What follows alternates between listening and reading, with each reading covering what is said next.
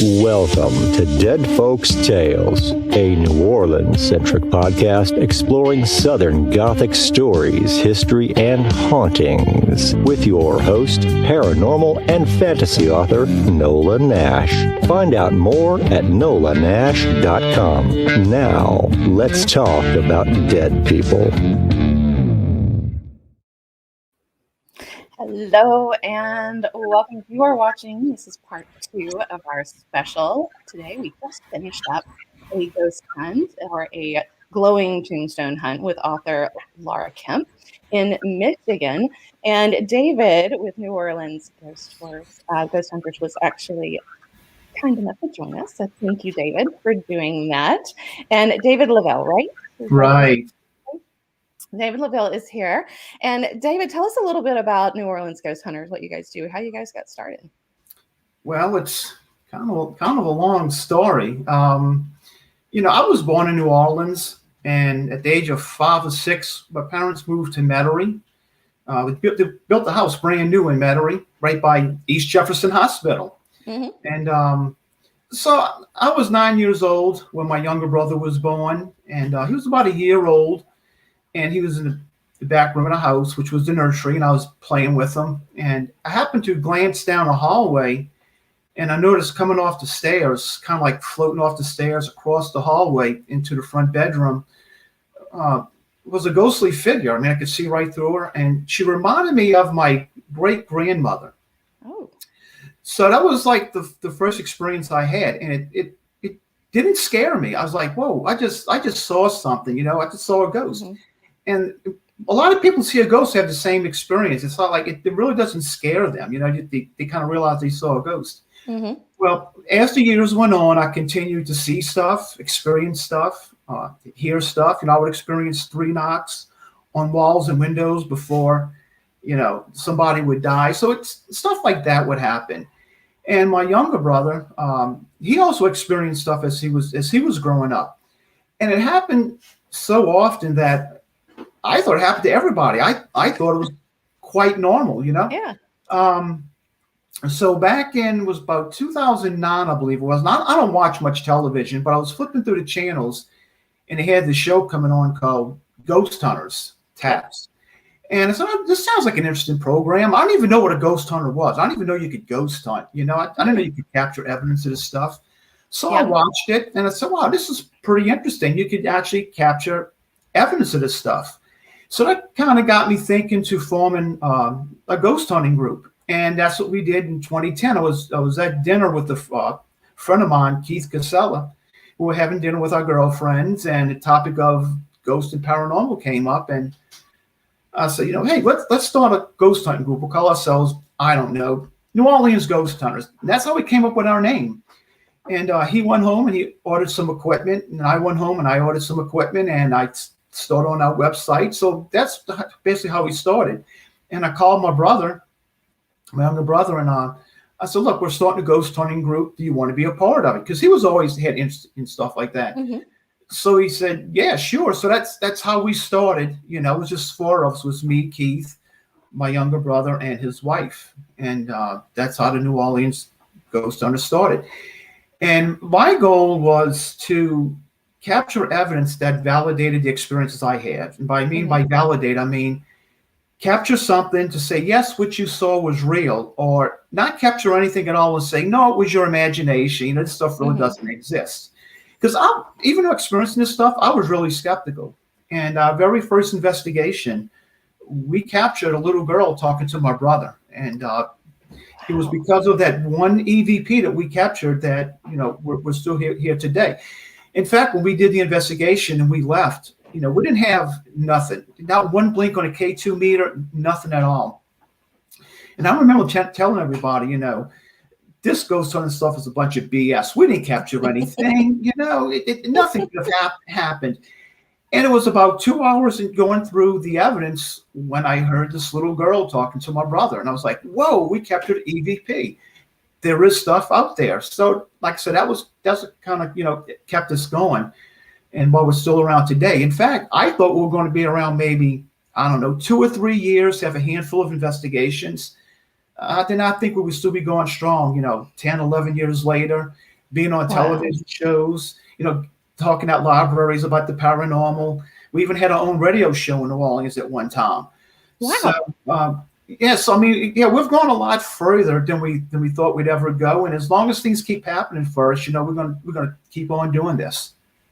I can imagine in New Orleans, South Louisiana, there's a lot that you can investigate. How do you decide what you want to do? You would think, a lot of people think that there's a lot to investigate, which there is, but it's very difficult getting access to a lot of these locations. When we first put our Facebook page up, I got contacted by several people that own locations in the French Quarter or worked at them. And he said, hey, look, they give tours in front of our place all the time. The stories they're telling, we know nothing about that. That isn't true, that they're making it up. So I got the idea, why don't I just contact a lot of these haunted places in the French Quarter? In fact, I came up with a list of like 86 of them that's supposedly haunted. And I contacted them and I said, and my purpose was to investigate them to find out if the legends were true or not about them. Are they really haunted? Every one of them turned us down. Why? Why do you think they did? We have no explanation for it. It is extremely difficult to get into locations in the French Quarter and New Orleans to investigate. And we have no explanation for it. I wonder, do you think they like the legend? They want to hold on the legend? They're afraid that you'll disprove it? We don't know. In fact, if you invest, do a lot of internet research, you find out there's very little evidence of any of these places being investigated by any groups, and it's because they just don't allow access to them. And like I said, we really don't know why. We just want to go in there and validate are the stories true or not, and we just cannot get access to them. That's so interesting. Yeah. I would have thought they would have been eager to have you guys in there. We thought so too, but no, it's extremely difficult. We might look out every now and then, and they may ask us to come in and investigate, but that's very, very rare, So what do you think, if you had to pick a favorite, a place that you have investigated so far, what would you say your favorite is? Oh, gee, one of my favorites, it's not even in New Orleans, would have to probably be Fort Morgan in Gulf Shores, Alabama, so in the Mobile Bay. It's where they had in fact, actually, it was originally Fort Bower, and it's where Andrew Jackson fought the British right before the Battle of New Orleans, and then he hightailed it over to New Orleans to fight the British at the Battle of New Orleans. But it was also used for the Civil War, and that's where Farragut ran into his ship ran into a mine, and he said, or torpedo, he said, damn the torpedoes, full speed ahead. So that's the location where that actually came from. Oh, okay. We actually got access to investigate it for a whole night. We had it from 5 o'clock when it closed to 6 or 7 o'clock the next morning, and we investigated it the whole night. And we were burned out the next day. I bet. And yes, we got some pretty fascinating evidence. There's something going on in that fort. There's some spooky activity going on in that fort. That's interesting. I love that there was actually something there. I mean, you want there to be something there. I mean, I think that would be my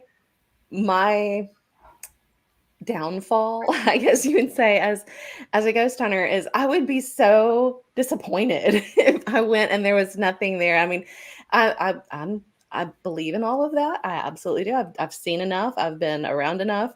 I'm like you. It's like it doesn't faze me anymore. It's just kind of like, that's that, whatever.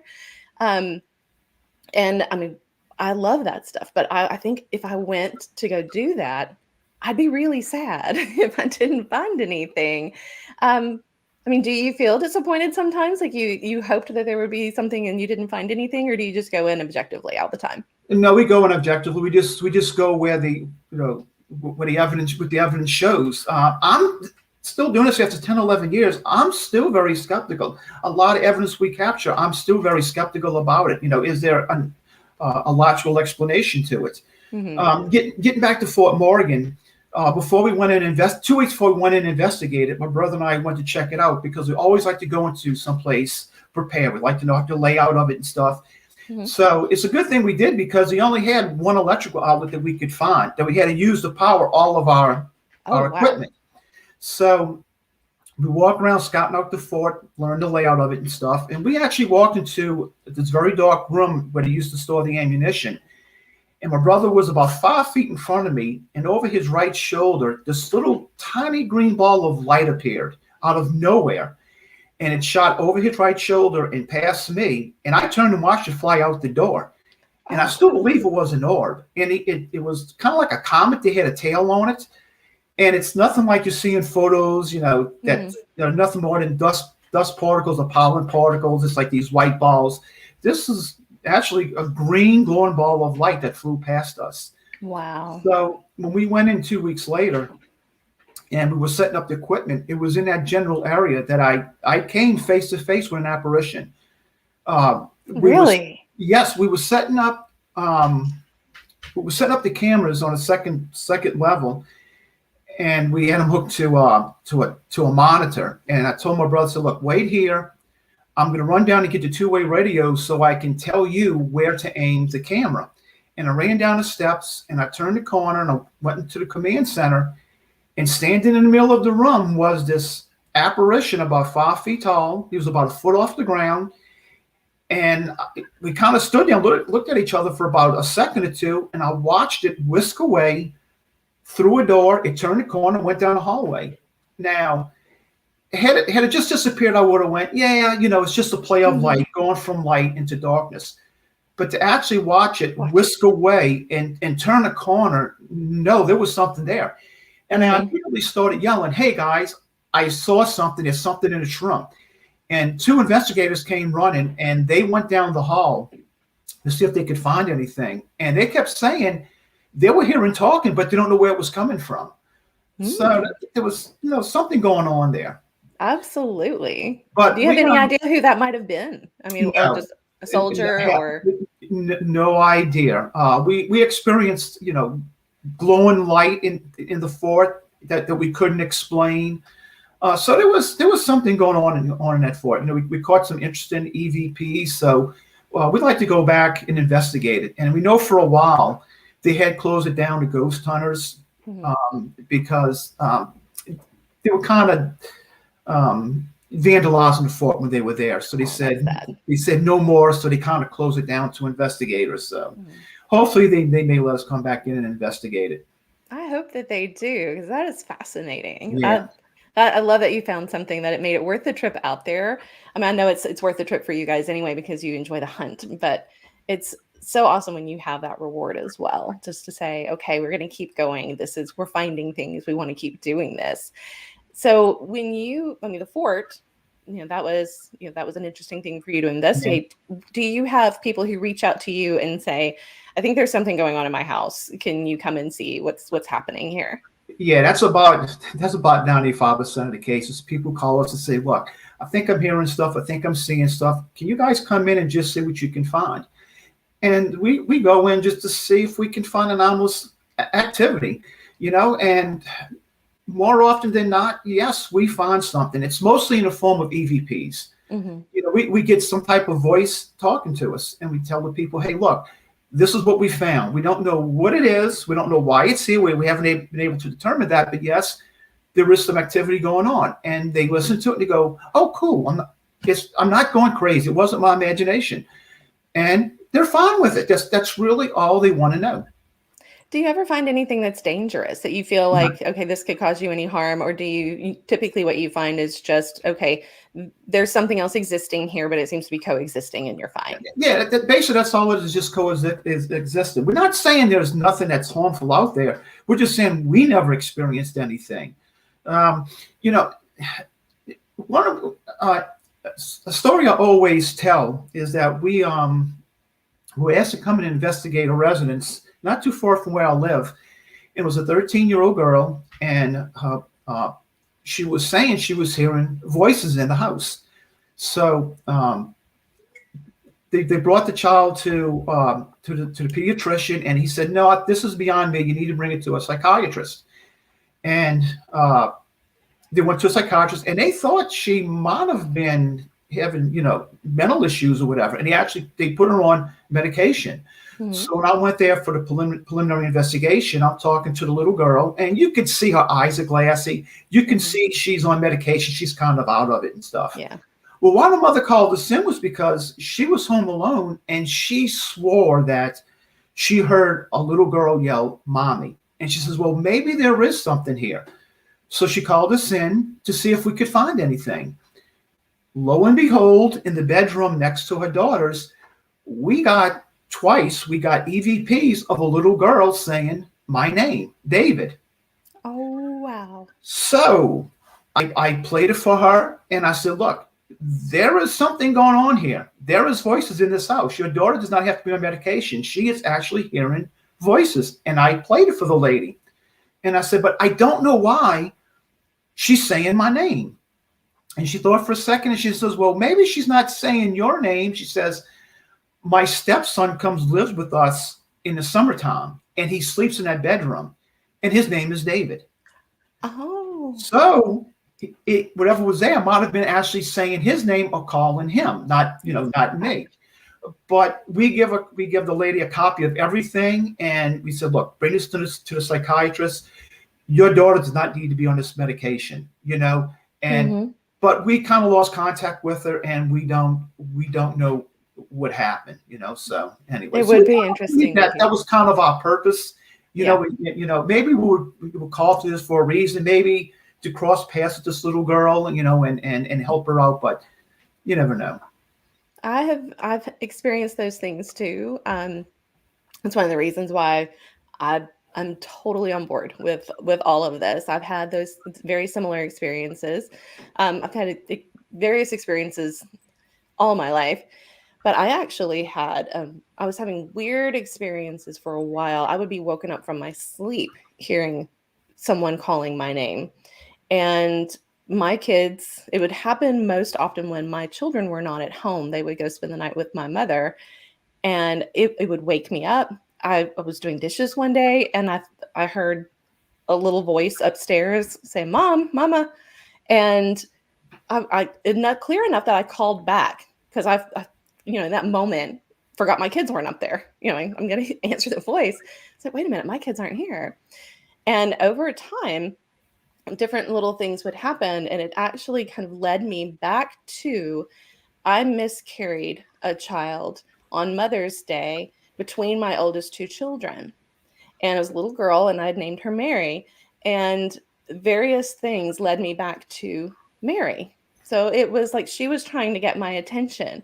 I was alone in the house. It was her opportunity to talk to me, and it was kind of her letting me know, hey, I'm still here.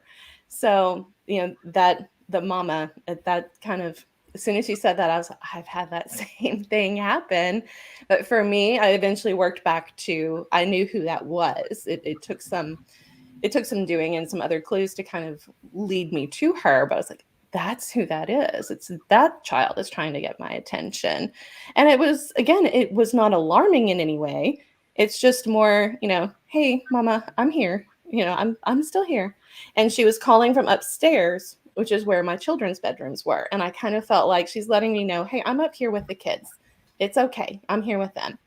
And there was some peace in that when I finally realized who that little voice was. And it was a very special thing for me to have that experience. Kind of relating to that, being from New Orleans, I'm Catholic, and I'm not a very good Catholic, but I'm Catholic. I believe in God and Jesus and stuff. But when we investigate, we take religion, everything out of it. We're on a pure fact-finding mission. What does the evidence show? And since I've been doing this, I believe in the afterlife more than ever, because stuff I'm seeing, especially the EVPs, the voices that I'm hearing, they have to be coming from someplace. Now, the theory is that, ghosts, spirits, whatever, they're energy. But energy doesn't have intelligence behind it. If you ask a question, you get an answer. That can't be energy. There has to be an intelligence behind that to respond to you. And this is just my theory, but I believe that it's coming from a dimension that we consider to be heaven. That's where the intelligence is coming from. But its existence here on Earth is energy. So that's, like I said, that's just me, from my experience. I may be completely wrong, but and that's the beauty of it, right? Where is this intelligence coming from? Where is these voices coming from? It has to be coming from someplace. Exactly. And another day in October, My friend Willow, who's also done some paranormal investigations, she and I had an experience at the Jean Lafitte guest house on Bourbon. Oh, okay. Yeah, we investigated that. I was just, I went down there and I'm going, I hope something happens. I'm going to put it, my luck, it won't. But we had some great things going on that night. And it was such a cool experience. But again, there was intelligence. And that's something that to me is so fascinating about all of this, because that intelligence, we asked questions and got actual auditory answers. They would respond, do you know our names? And they said both of our names. And what is your name? And we were able to ask them questions and they would respond. And there is intelligence there for those. They were literally having a stilted, abbreviated conversation, but there were answers. I mean, after a moment of kind of waiting on them to kind of put it all together, but they were answering questions. And maybe in one word, it was, it wasn't a big long sentence. We weren't having a chat here, but actually the words that we were getting made sense with what we had asked. So yeah, there's that feeling of intelligence with that, very much so. And I agree with you. I think there's a lot of energy that's maybe an imprint where it's kind of that thing on repeat. That that might simply be an energetic imprint, that you're reenacting the scene. But when you actually have someone responding to something that you have vocalized and put out there, there is definitely an intelligence behind that. And so you do have to kind of question, where is that coming from? Well, I was talking about our first investigation. We caught the EVP. My brother was in a master bedroom, and he was asking, I won't take your picture if you don't want to take it. And because he was in a room, he put a digital recorder, and he had a infrared camera, and he was just snapping pictures. And clear as day, you can hear a little girl tell him to go away. Oh. And we're like, whoa, something here is responding to you. So yeah, there is some type of intelligence behind this, So like I said, where is this coming from? I guess that's why I'm still doing this, just to find out, where's it coming from? Why is it happening? Something was going to hit on my mind. I was going to tell. You saw Lafitte guest house. Where did you capture those voices? Was it on a second floor? Yes, second floor, room 21. Oh, 21, because I know it's also room 22. It's right at the foot of the stairs. Yep, they're both right there next to each other. Right. 21 and 22. And the chandelier, we have actually have video of the chandelier. And I was there the night before Hurricane Delta moved in. No one else was staying in the hotel. I was the only guest at the hotel, because I'm the only person that goes to New Orleans when it's about to get hit by a hurricane. Everybody else was going away from New Orleans. So I was the only guest there. The people who own it were in the back part, the other part of the building. So there was no one above us. There's no one on the third floor. There was no one in the rooms on either side. It was just me. And the chandelier would move. Every now and then, the chandelier would move, and I'd just lay, in the morning it was moving. I kind of woke up and I'm just watching the chandelier move. Nobody walking around. The air conditioning was off. It was, there was nothing that could have been causing that chandelier to do what it was doing. I mean, we were doing the same thing. We were trying to find, what could be causing this, because we didn't want to get sucked in, and we didn't want to look stupid. So it was like, we're going to look and see what can we disprove before we actually get excited about this being what we actually are seeing. And the chandelier, it's a little hard to say that was not what we expected it to be. I mean, that chandelier was moving, but it would stop every now and then. It would stop and then it would move again. It was almost like, letting us know there was something moving that chandelier. It could stop it if it wanted to. But it was such a fascinating experience. The Lafitte guest house is truly intriguing. It's a beautiful place to stay anyway. But that second floor, there's definitely things going on that second floor. Well, do they still have, right by room 21 at the foot of the stairs, I think it's to the left, do they still have that little kitchenette area? Yes. It was a little, yeah, because we have one of our investigators, he walked through that kitchenette area out onto the balcony to smoke a cigarette. And he swore that he watched the door swing inward, like something walked through it. And he says, and there was nobody there. And he said a few seconds later, it swung back open the other way like somebody was walking out. But since he had walked out there to smoke a cigarette, he wasn't expecting it. So he didn't bring any equipment with him. So we didn't capture it. So see that we didn't capture everything. I mean, one of the things that I wish, I mean, nobody would have believed us anyway, but it was one of those things that, and we'll talk about, Willow and I will talk about this again, just so you know, I'm not making this up.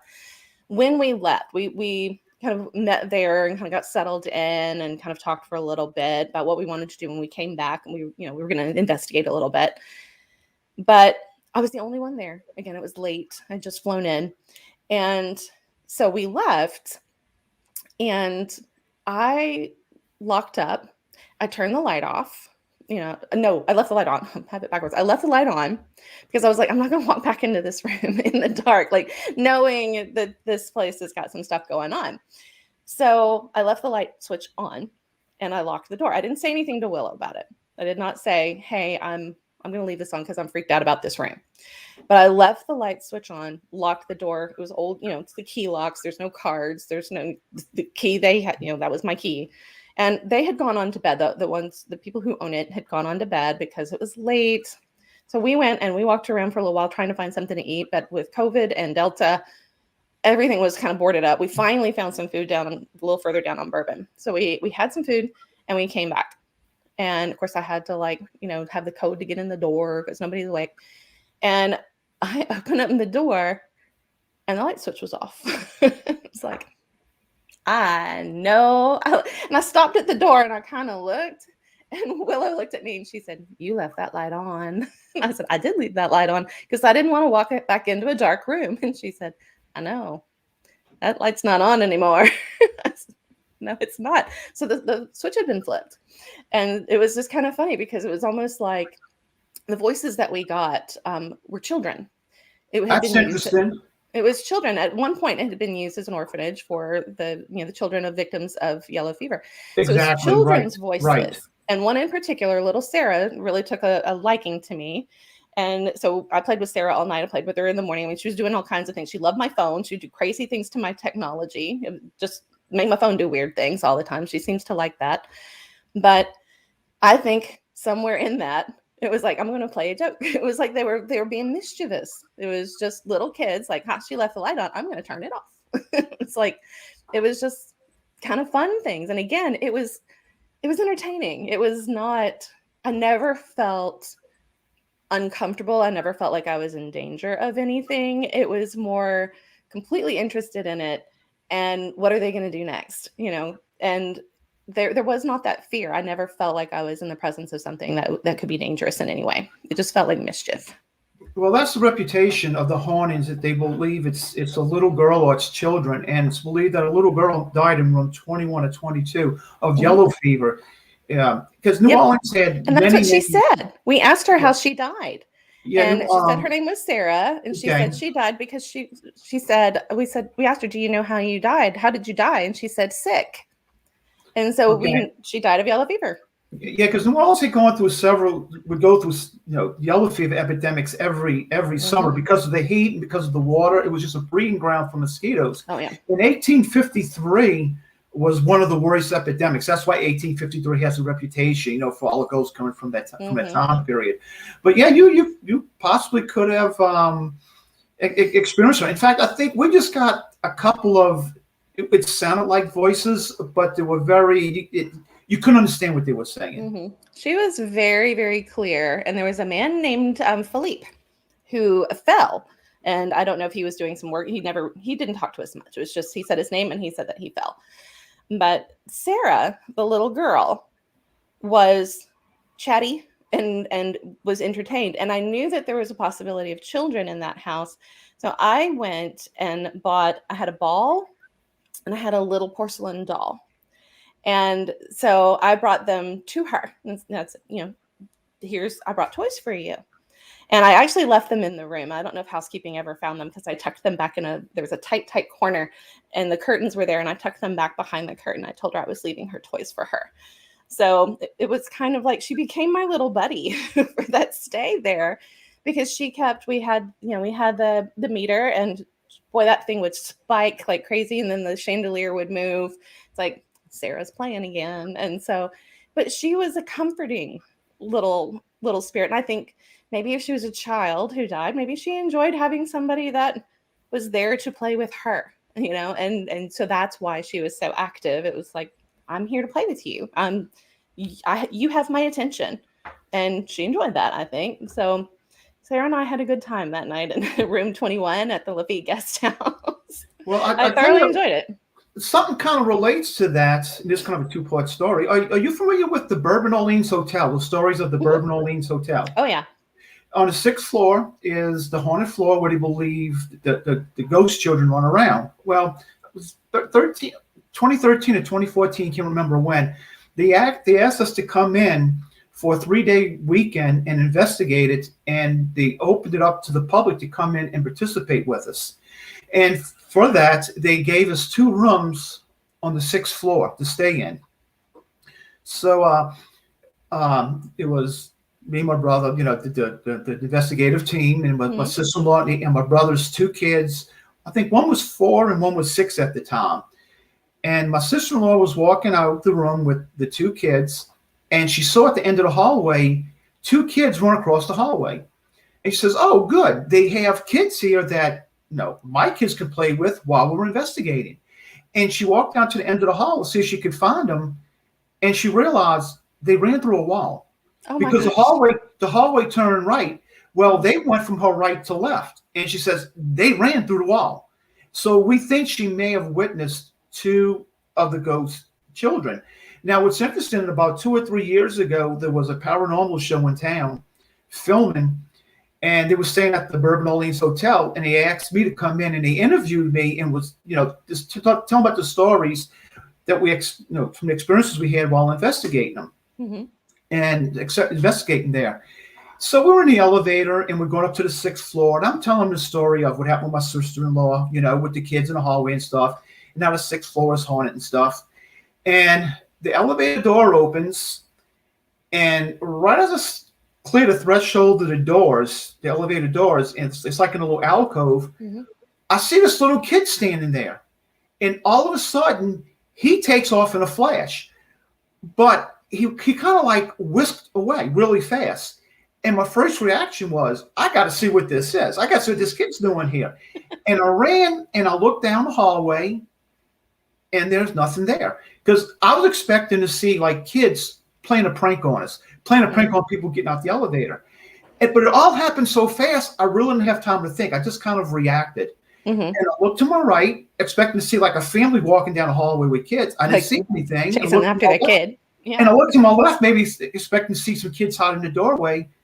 There was nothing. And then I kind of started thinking about what actually happened, because it happened so fast, that I think I may have witnessed one of the kids' ghosts. He might have been standing in an alcove, and I happened to catch him when I walked out the elevator. Wow. And they were actually filming this. The cameraman was standing behind me filming this when it happened. But the angle he was on, he wasn't able to capture the doorway in the alcove. So he missed it. But they do have me running and looking down the hallway and looking both directions and kind of perplexed, like what just happened, So unfortunately, we didn't capture that on video. But what an experience. With my sister-in-law, she was packing up, getting ready to leave that Sunday night, and she couldn't find her watch. And she says, "I know I had my watch in the room. I don't know where the watch is at." And she looked at her room. She couldn't find it. She had my niece and my nephew. They tore that room apart. They could not find the watch. She says, "I know I had it. It was sitting there on a dresser with my other stuff. The watch is gone." She had no explanation for it. So when she was leaving, she kind of jokingly looked back into the room and said, "I want my watch back." So they left. They went home and stuff. So my brother's in the living room watching television. My sister-in-law's in the bedroom unpacking. And she walks into the living room. She goes, "You're not going to believe it, but I found my watch."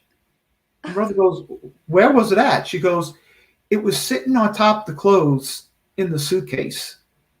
And she says, "I don't know how many times I looked at the suitcase. The watch was not there. We could not find a watch in the room." And it just According to her, it mysteriously appeared on top of the clothes in a suitcase right when she opened it up. It was sitting right there on the top. I mean, she wasn't going to miss that.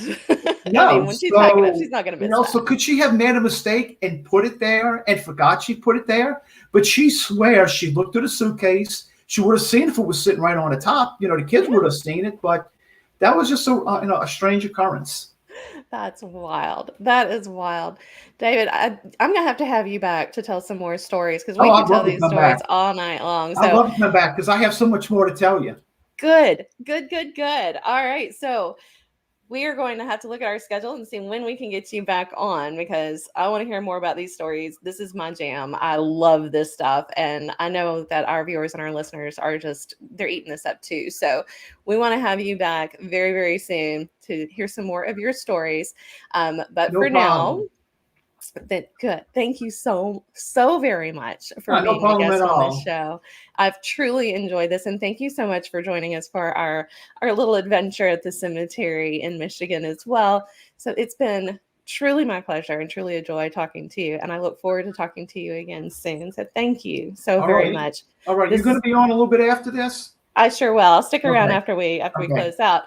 So thank you very much to David Lavelle with New Orleans Ghost Hunters. And until next time, guys. All righty. Dead Folks Tales is a copywritten podcast of Authors on the Air Global Radio Network. Special thanks to producer Roman Suritin and executive producer Pam Stack. Join us next week for another episode of Dead Folks